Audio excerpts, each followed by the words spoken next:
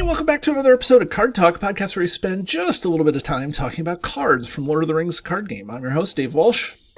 And I'm Ted Bannock, and I love talking about cards, man.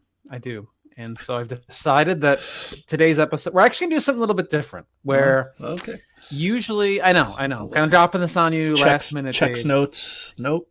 But usually we talk about a card, and today we're going to talk about a card. Wait. Yeah. So we're not talking about a card. Right. You're suggesting that we talk about a card. Yes. Okay, great. Yeah. Now, would your forefathers and ancestors have wanted this to be the show for today? Yeah, I think so. I think it'll do them proud. Okay. Of all the card talkers that have come before us. Yeah. Okay. Well, whatever that was. Before we get talking about the card, let's talk a little bit about how you can stay in tune with Card Talk. We have obviously the pod, and we have that on podcast players, and we have this on YouTube, so you can go to either of those places. We also have blog. Matt at the blog spends his time writing up card reviews. Sometimes he is right in line with what we say. Other times he is looking at something differently, has different ideas. We miss things, he missed things. You know, we play nicely together. So if you want to read about the card and not just hear us talking about the card, go over to the blog, cardtalk2018.com. We have Micah, who is also doing things for us. He does the thing that you would know about out there is Second Breakfast. It's his playthrough series. Every couple of weeks, he plays through a scenario, and he has deck building restrictions, and he plays certain scenarios, and it's a lot of fun for him. That's on our YouTube channel. But he has also been developing swag for this year and for the next cycle. I can't guarantee that the swag is going to come out next year, but the next cycle that we decide to do swag is already in the works, and Micah has really good ideas for that, things that people we think would like but haven't been seen in the community. So that's good. So if you want to become a patron, you want to get involved in what we do, if you want to help us keep the lights on here at the pod, all you have to do is just go to patreon.com/cardtalk2018. That was a lot.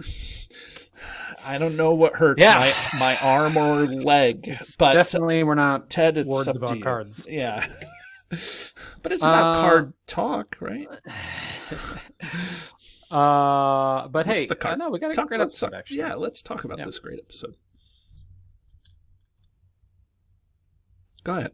No, okay. You don't want to talk today's about this? Okay, no, that's fine. So today's card is Ancestral Armor. Oh.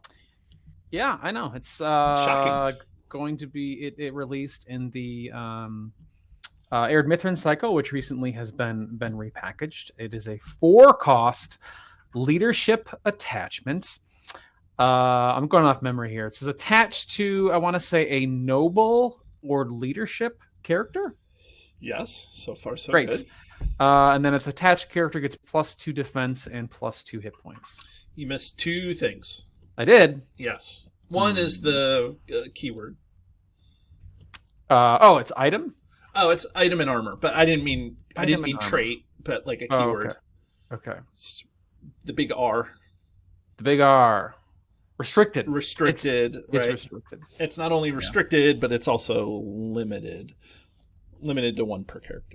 Limit 1 per character. You can't wear double ancestral armor. Okay. Right. Pretty good. Okay. Yes. And I think, we'll get to the art, but I think that's Theoden supposed to be there representing, well, the the flavor text talks about Theoden wearing Thengol's armor, or but anyways, it's good. Ted, how do you play this card?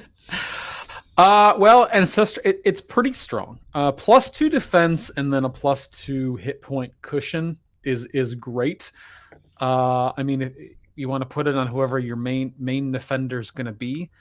And really the trick is with this card is it's pricey, right? It's not cheap. 4 is a lot. But it's inside leadership. So if you're playing leadership cards, you probably have some sort of acceleration, right? You have Steward of Gondor. You have even core set heroes like Theodred gets you an extra resource per turn. Glowin gets you an extra resource per turn. So that's kind of the first trick, is just finding a way to play it. And then there's also, you want to consider good targets. A really great target and way to play this card is with Leadership Denethor, right? Because he meets the criteria. He's got 3 defense. So you put this on him. He's 5 defense and 5 hit points. And if you're playing him and another leadership hero at least, then you get 4 to start the game, right? Because Leadership Denethor gets a -2. So it's pretty good there. Because boom, like first turn you play it, now you have a 5 defense character with 5 hit points. Right. That'll kind of set you up. There's a ton of different targets for this as well. Well,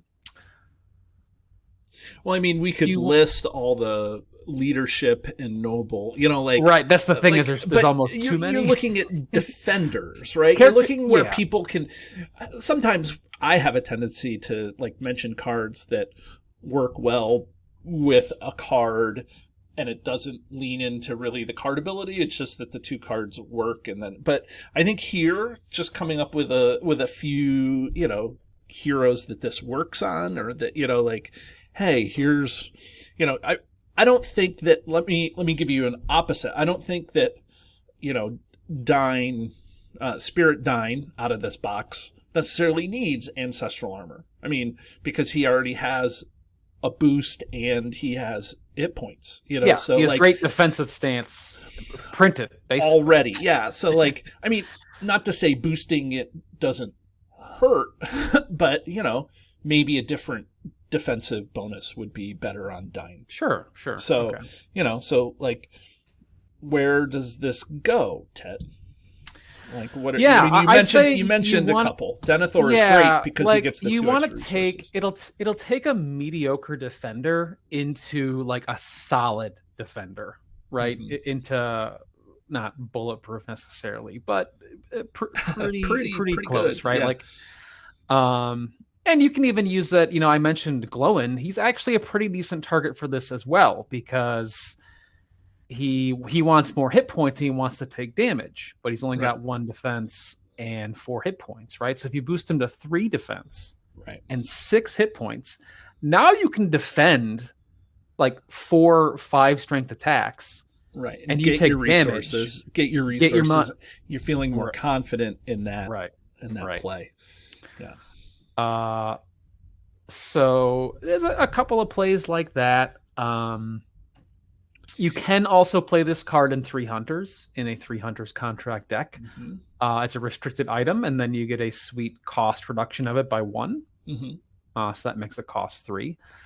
Any heroes. Same with the Burglar's Turn contract. That's a great item to put in your loot deck. Yep, because it's 4 cost. You get it for free. Yep, and it's going to help. It's so. Yeah, so look at another really great target who's kind of built to defend is I'm going to get the name wrong. I think it's Elro here's the defender of the brothers, right? Okay. We'll look it up. I think Eladin's the tactics and Elro here is the. I'm pretty sure you're right, but I will double check while you're talking about Elro here. So he's got, with his ability, 3 defense and 4 hit points. And then his ability is after he exhausts to defend, you can pay a resource to ready him. So again, you're taking him where he's 3 defense to 5. You're getting him +2 hit points, and he's already got an ability to defend multiple times. And you are in leadership with him. So again, you can run Steward of Gondor. You can run another hero alongside him that will help get you money. So you want to just push your defender from being good to being like, okay, now I'm going to, defend against like dragons and stuff, which, that there are some rather strong enemies in the Arid Mithrin cycle, right? Like really big, high attack enemies, and the cycle kind of really. They gave you cards and heroes to, I think, kind of deal with that. Right. I would say. And this is one of them. Mm-hmm. Yeah, and you were right. Elro here is the leadership. Nice. He's noble. Eladan is also the hero version of Eladan is also noble, but he's the attacker one. So, I mean, what it does is it gives you multiple targets. It gives you options, which I always like. I like cards that give you options. One of the things that probably shouldn't go unsaid, because and this is the Arid Mithrin thing, is this can go on a leadership or noble character. So it's not even hero. Yeah, so you can not to say that there's a ton of characters that you want, but there are some defendy characters that you could get this on. Wigloff, I was gonna say Wigloff is the one that comes to mind because he's got an ability to like exhaust an item attached to him, and then he's a 5 cost. Is he 5 cost or is he 4 cost? He's 5. He's 5. That's what I thought. Yeah. He's an expensive ally. I'll look him up again while you talk about him. Yeah, he's got an ability to exhaust an item to ready him. So you set him up with this, and then now he's just a really good defender. Yeah, it says after you play Wig 5 cost, you play an item, attach him on him from your hand at no cost. That's his response. Oh, so you can play it on him with no cost, and then you can That's right. exhaust him to ready him. So he can really defend and attack back, and he's got some really, he really likes Ancestral Armor, and he's the thing about him is he's not coming in and out of play often. You don't want to put this on a card that's going to. Spirit Glorfindel ally. He's noble, right? But you don't feel bad killing him off, destroying him, because then you can just play him again, and he's going to go in and out of play. So it's not very good to put something like this on an ally that's going to come in and out of play.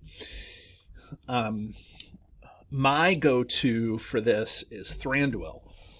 So Thranduil is one attack. One willpower, 1 attack, but 3 defense and 4 hit points. So he's already kind of a beefy defender. But the reason why Thranduil makes a good target for Ancestral Armor, in my opinion, is because the Sylvans aren't very sturdy to begin with. So you need a beefy defender that you can ready, and you can have lots of hit points, and you can defend lots of attacks, and you can ready Sylvans pretty easily. So you put this on Thranduil, and it kind of saves you from having to chump block with your other weenie guys that are like the archers that you're going to attack with. So there's a case where I'm using it because of the deck that I'm playing, not necessarily because of the hero I'm playing. Yeah, but he's another great example of a good target where he starts out he's primed to be a main defender, and then this card just puts him in the spot to take the biggest attacks that come out of the deck, especially if you got a way to ready one of these defenders. So Yeah. I mean, I'm trying to think of Elrond is always a defender. Yeah, because he's got base 3 defense, so he's a great Yep. target. Puts him to 5. Yeah, and typically when you're playing Elrond, you're playing with other shenanigans, and he'll either quest or he could Vilya this card into play. Yeah, right. I'm thinking of like Erkenbrand, who is a defender, and Balin, who's a defend. Like those leadership shadow card kids. Like that's always good. So I mean, I think that there's a lot of good targets for this, but I think that some are better.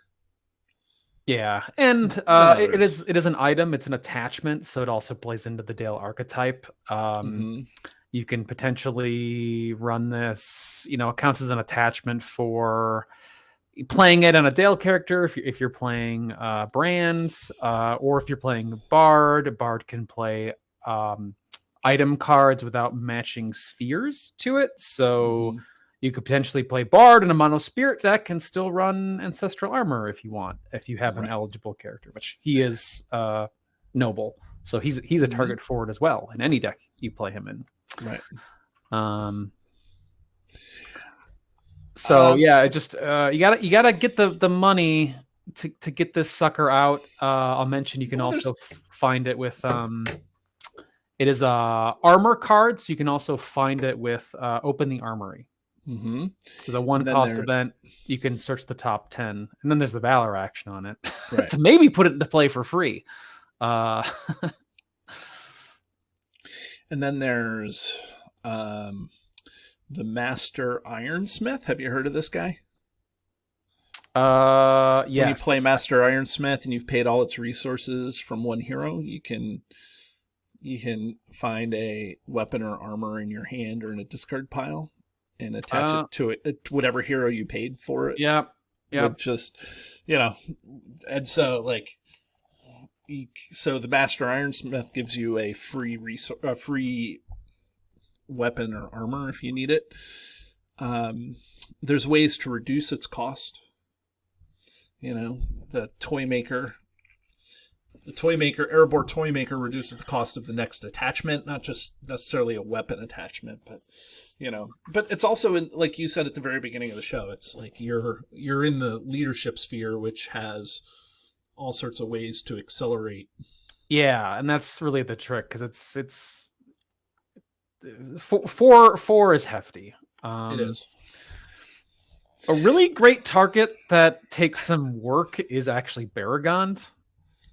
Is tactics. I mean, either version of it can actually no, he's not noble, is he? So I was thinking of tactics. Baragond gets the reduction on armor.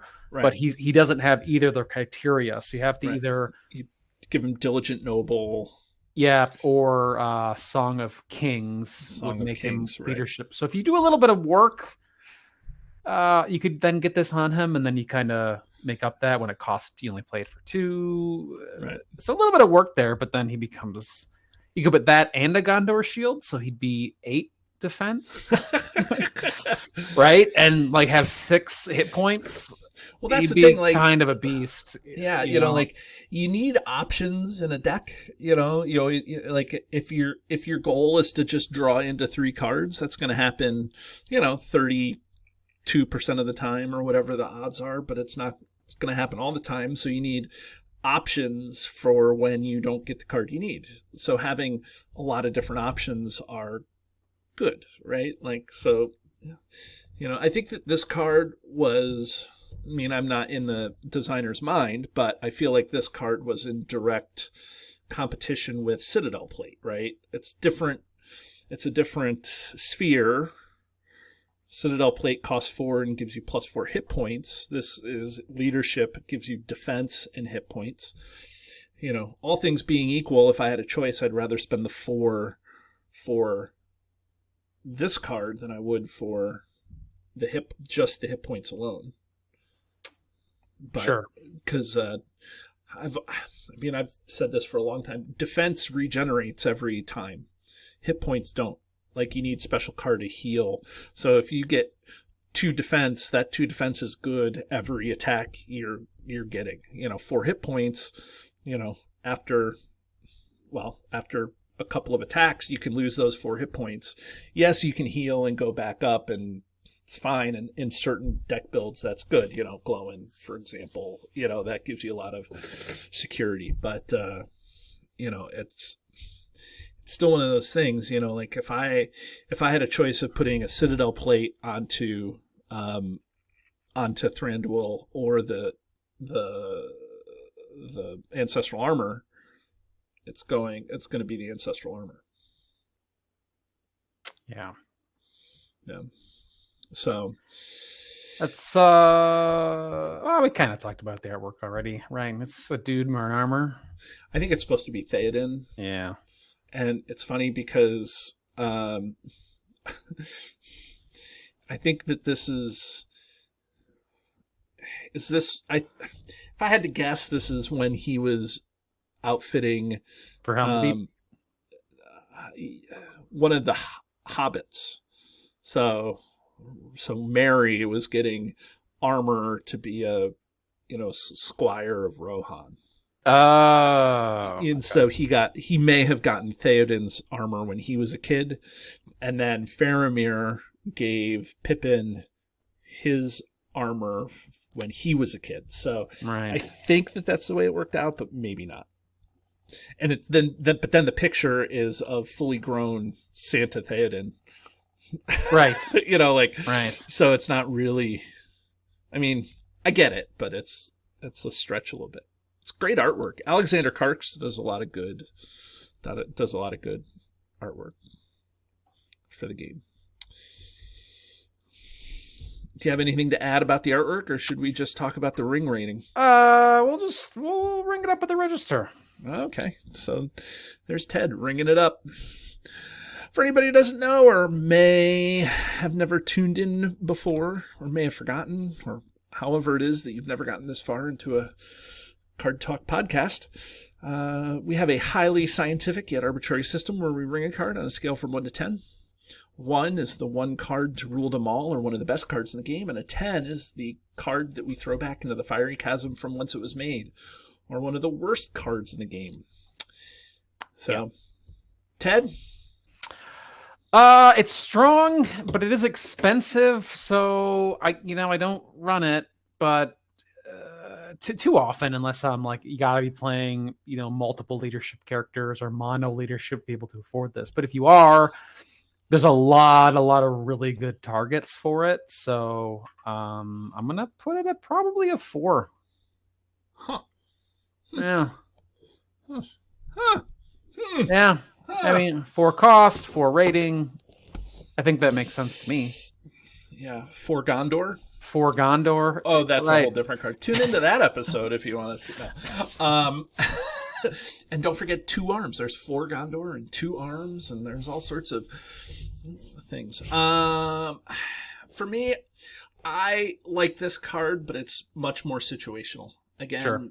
Playing solo, that has to go into the way that I ring. Like I said, I put it onto Thranduil. It goes into that deck, but I'm not always grumpy when I don't see it, because I do have a whole bunch of cards that can make up for this. Yeah. Sam Gamgee is a good target for this, but then Sam has like 17 other attachments that he can have on him. So yeah, they're also less expensive too. Right, so, right. Yeah. So I look to Ancestral Armor, but I usually end up cutting it at the end. 4 is a lot to pay for, even in leadership, for something that it does get me somewhere, but it's not always the thing that I need.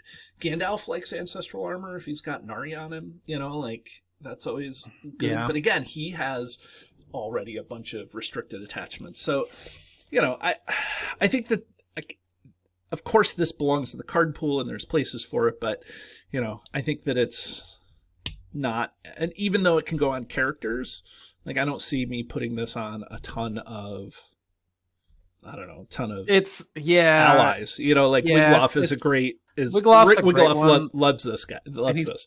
Probably the number one target. Right. You could make an argument for some of the lesser, even Dale ones, because then they become super beefed up. Yeah. Is the Guardian of Esgaroth a leadership card? Yeah, so that's what I was thinking. He gets a bonus for each item on him, and his stats are base 1. Right. So he would essentially get +3 defense off this card, so he'd become a 4. Right. And then have the extra hit points, right? Yeah. So, not the worst. No, it's not. It's not. But again, I think that with my play style and the way that I'm doing this doesn't go into a ton of decks that I'm making. Sure. So, there's cheaper, there's less, what do I want to say, more impactful for cheaper cards. So I'm going to give this thing a 6. That's fair. That's lower half for me. So, well, I guess we should wind this up, and maybe everybody will join us next week. Ted, what do you think? You think they'll join us next week? Yeah, they'll be around. Yeah. Good. And then they can join us when we talk about more cards in the game, right? That sounds like a good plan. Okay. See you then, everybody. Do you love the content? Here's what you can do to stay connected. Become a patron. The money collected through Patreon goes into keeping the lights on here at the podcast. We love our patrons, and you can join at many different levels. Visit patreon.com/cardtalk2018. You can subscribe to us, whether you're watching our YouTube channel or you're listening to us in your favorite podcatcher. Hit the subscribe button to get notifications of all our new episodes. Didn't know we were an audio podcast? Find us by searching Card Talk to get access to our 120 plus regular episodes. Didn't know we were a video channel? Find us by searching Card Talk LOTR LCG on YouTube. And there you can find not only our regular episodes, but you can find our bonus playthroughs and other content related to the game. Want to get a hold of Ted, Grant, or myself? Feel free to email the podcast at cardtalk2018@gmail.com.